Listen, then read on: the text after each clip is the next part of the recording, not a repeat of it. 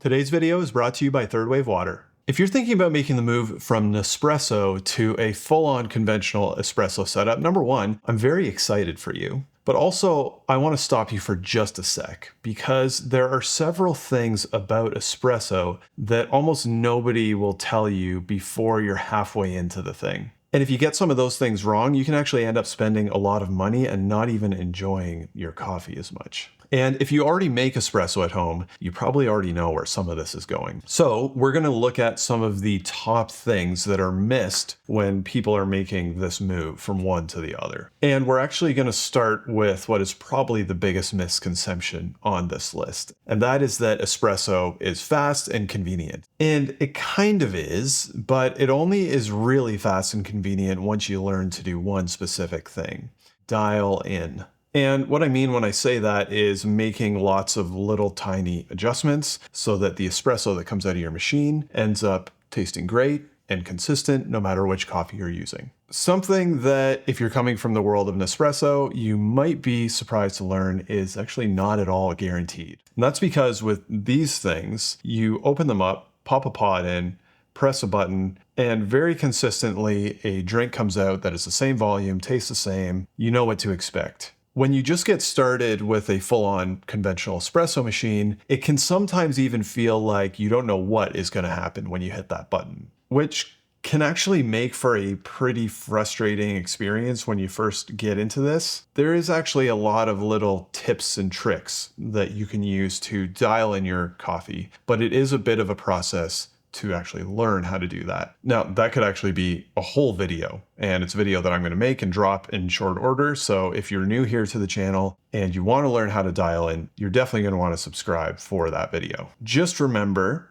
that it will take a little bit of a process. Now, next, and if you only remember one thing from this video, this is a great thing to take away. And it's that the grinder actually matters a lot more than the espresso machine, which surprises a lot of people. And to be honest, I kind of get that, because the machines are cool, they're fun, it's fun to Google them and research them. And of course you think, oh, I'm just going from this machine to this machine, and all I need to do is pick the one that I like, and I'm going to have great coffee. Oh, I think I have a coffee grinder somewhere in a cupboard. I'll just pull that out and use it to make coffee with this. That is a recipe for disaster, and is one of the top mistakes I see people make when they're shopping for an espresso setup. They set aside all of their budget for the machine and leave very little for the grinder, or maybe even it's an afterthought. Some machines actually come with a grinder built in. They're actually usually not amazing coffee grinders, but they will get the job done. You may end up feeling like you want to change to a different grinder after, a year of doing this, especially if you notice inconsistency, shot to shot, that type of thing. Or you can get a standalone grinder. Now, there are different types of them, but a good grinder will really get you three things. Number one, it will give you consistent results shot to shot.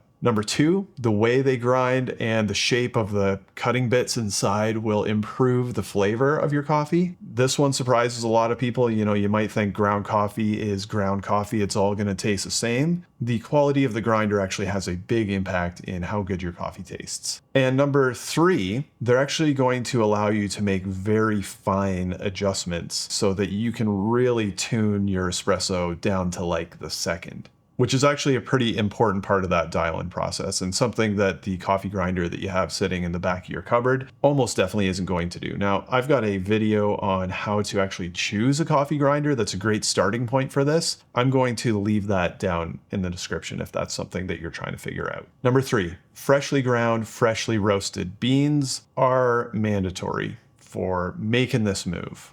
And ideally what you want to do here is you want to look for a local specialty coffee roaster that is putting their roast dates somewhere on the bag of coffee so that you can know how recently it was actually roasted. If you go to a grocery store, let's say, and you grab the first silver bag or whatever of coffee that has espresso written on it on the bag, and maybe it's even pre-ground, the chances are pretty good that you're going to have a bad result. Now, when you're buying beans from a specialty coffee roaster and you get it and you're wondering how far off roast should it actually be, I tend to say around 2 weeks is a good starting point for a lot of coffees. The lighter the coffee is, the longer you want to wait. If you try and brew espresso with coffee that is just a couple days off roast, you're not probably going to be getting the peak flavor from that coffee. And likewise, if you're brewing coffee as espresso that is a long time off roast, it's also not going to be very good. It'll likely flow way too fast and it'll be difficult to get any kind of resistance or crema from that coffee.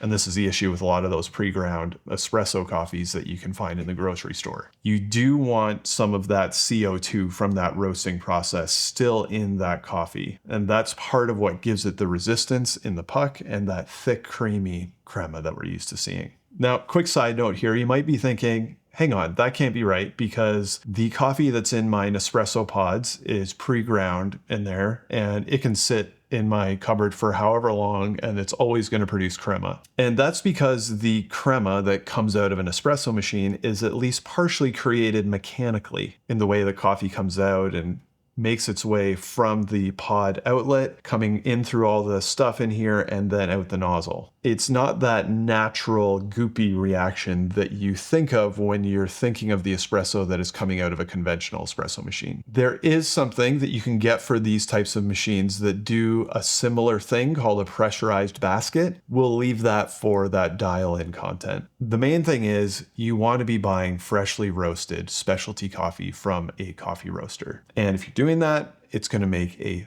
big difference. Number 4, maintenance is key with these things. A lot of Nespresso machines are actually built a little bit more like appliances rather than long-term serviceable equipment. And if they stop working in a couple of years, you just trade them in for a new one. Now, if you've spent hundreds of dollars or more on a conventional machine and grinder, you're probably going to want it to last a little bit longer than that. And there are some habit things that you can do in order to make that process smoother and easier. Cleaning out your portafilter immediately after you pull your shot of coffee is a really good one. And then when you're all done that, you want to run a little bit of water to get any remnants off of the shower screen that is sitting under here. Wiping your machine down is a good way to just kind of keep it neat and tidy. You're going to have to empty your drip tray every so often. If your espresso machine has a full boiler for milk steaming, you're going to want to drain that every now and then to make sure minerals don't build up. But to be honest,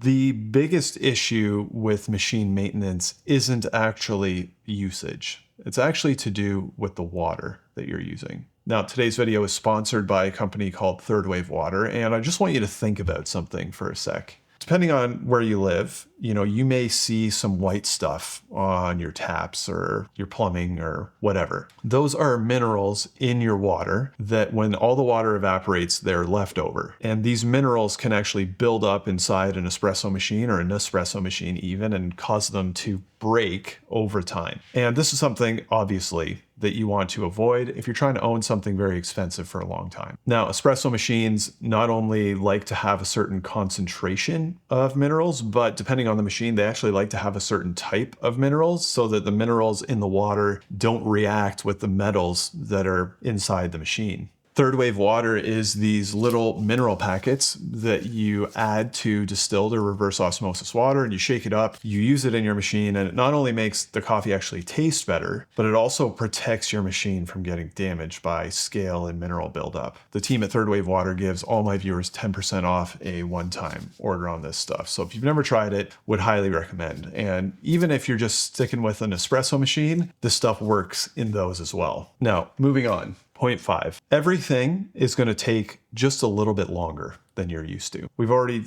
touched on very briefly the dial-in process, but there's some other stuff too that you're just not going to have to deal with in the same way as if you're used to the workflow of an espresso machine. For a lot of conventional espresso machines, you're going to need to wait for them to warm up. The quick ones can be at temperature after 5 to 10 minutes, but some of the bigger ones, you can be even waiting like 30 minutes for them to warm up. Also, when you're actually making the coffee, for the most part, you're not going to just hit a button and walk away and come back to a ready-made drink. You're going to need to stand there and watch it and make sure it pulls right as part of your process. Then, if you want, let's say, a latte or a cappuccino or flat white, any of those types of things, you're going to stand there and you're going to steam your milk. All things that, depending on the level of Nespresso machine that you have, can sometimes be fully automated. So it's a process that will take a little bit more of your morning routine time-wise. Again, once you get used to it, it's not terrible, but there is a bit of an adjustment period there. Now, closely related to that point is something called puck prep.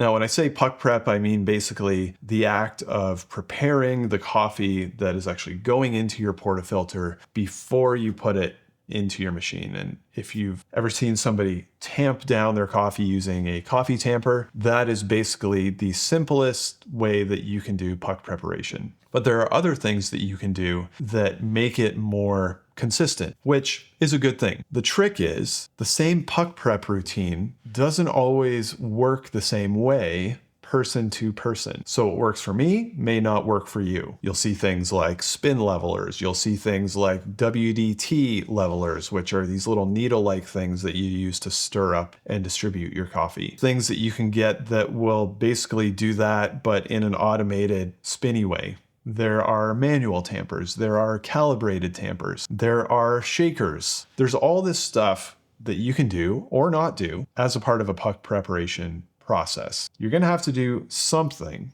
It just is figuring out what works for you to get the most consistent results in a process that you also enjoy. Which brings me to the last point in today's video. And this is the thing that I think a lot of people wish somebody had told them before they bought an espresso machine. And it's that making espresso at home is ultimately about more than just having a beverage in your hand. The process of getting the right things, learning how to make it, learning how to cooperate with the coffee that you have, it's almost more of a hobby than a drink machine. You know, in some ways it's actually kind of like cooking or enjoying wine. You know, there's nuances to different types of bean processing, how that comes out when you're making an espresso. It's a lot of extra information that is going to end up living in your head. And it's actually, if you ask me, it's pretty fun.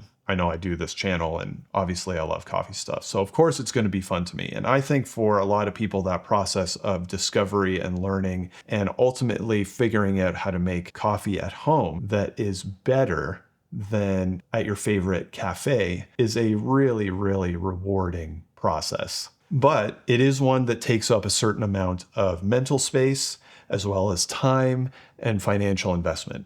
So if you've been thinking about making this move, you've heard all my cautions. You've looked at the underbelly of this thing a little bit and you're thinking, yeah, this seems like a really fun thing that I would love to learn. And even if it is like another little side hobby, I think I want to try that. Number one, subscribe to the channel because I think you would have a great time hanging around here. And if you've actually been around the channel for a little bit, I need something from you too. What I need is your sage wisdom for all the people who are thinking about making this shift. Drop your top tip for a new espresso user down there in the comments. Wherever you find yourself on this journey, I hope your next cup of coffee is fantastic, and we'll see you on the next one.